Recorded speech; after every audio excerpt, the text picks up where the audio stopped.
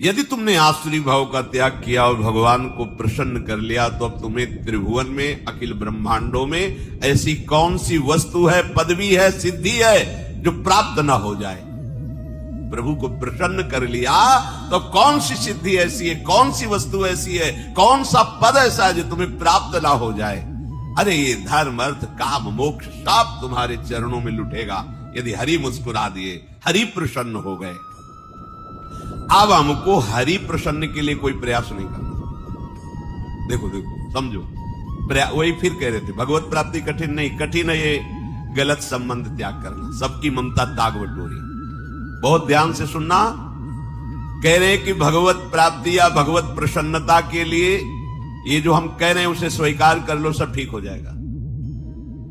प्रभु श्री हरि का रोज चरणामृत सेवन करो।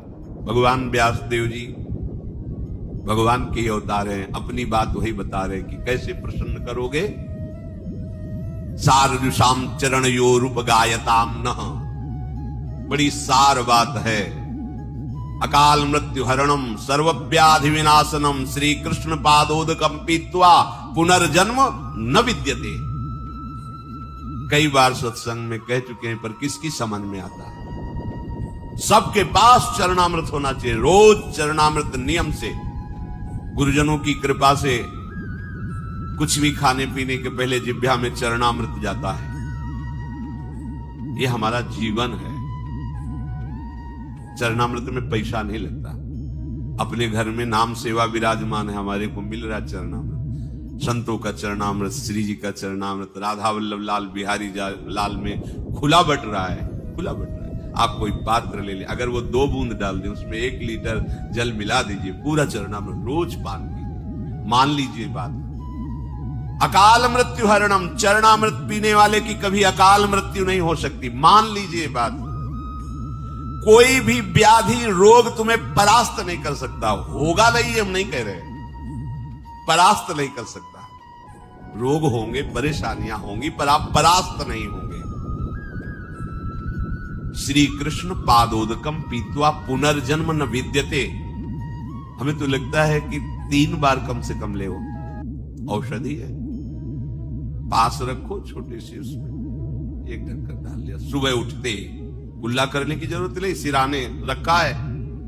गुरु कृपा से गुरुदेव भगवान की चरण रज और चरणामृत ऐसे, ये यहां अगर सर है तो यहीं रखा है, और सर के नीचे गुरुदेव भगवान के पूर्व के प्रसादी जैसे मुझे, वो सब उन्हीं का बल है। ये खोपड़ी जो काम कर रही तो उन्हीं के चरण रज से काम कर रही, नहीं तो इसको भ्रष्ट होने में देर न लगे।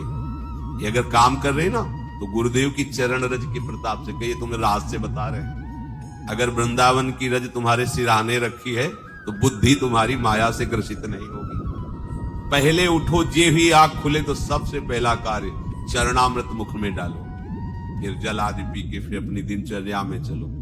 दोपहर में फिर शयन 1 ढक्कन चरणामृत, विश्राम। रात्रि में से 3 बार लो, नहीं ले से 1 बार तो लो ही चरणामृत।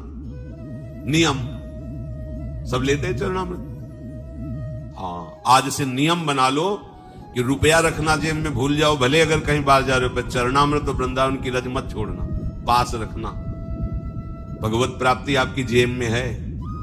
अगर वृंदावन की रज आपकी जेब में है, चरणामृत आपके पास है, कैसे तुम छोड़ देते हो? कैसे छोड़ देते हो? अरे हमारी जीवन जीवनी है, संजीवनी बूटी है। व्यासे श्री हरिवंश बताई, ये ब्रजरज जीवन मूरी। आप कैसे छोड़? हमारी प्यारी जी की चरण रज है, आप उसे छोड़ देते? कहीं भी जाओ, दिल्ली कलकत्ता कहीं के भी हो, 2 चीज हर समय जेब में रखना, वृंदावन की रज और चरणामृत। तुम जीत जाओगे, जीत जाओगे।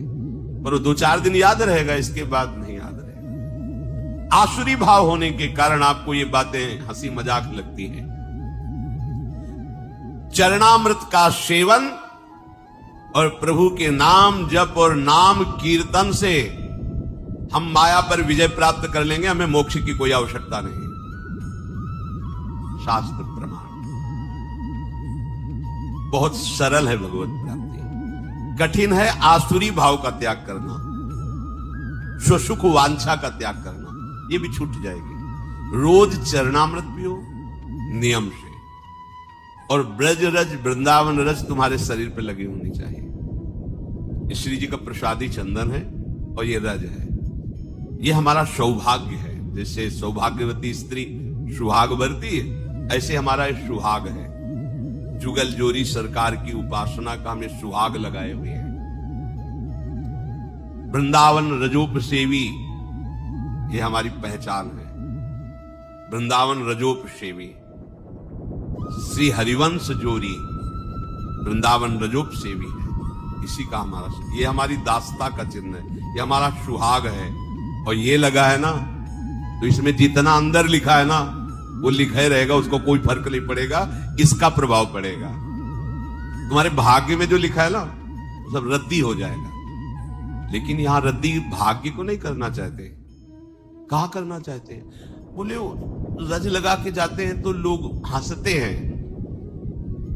अरे भैया, तुम्हारे भाग्य बदलने के लिए लगा है। बोले हमें नहीं बदलना है भाग्य, इसी दुख में रहना है। रज नहीं लगानी, रज छू गई तो रजोगुण नष्ट हो जाएगा, फिर जिएंगे कैसे?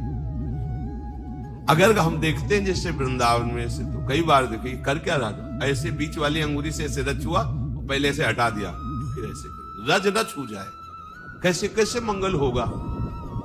बड़े बड़े महापुरुष कह रहे हैं, जब तक निष्किंचन महापुरुषों की चरण रस से अभिषेक नहीं होगा तब तक तुम्हें ब्रह्मबोध या भगवत अनुराग हो ही नहीं सकता। निष्किंचना नाम न वृणीत यावत।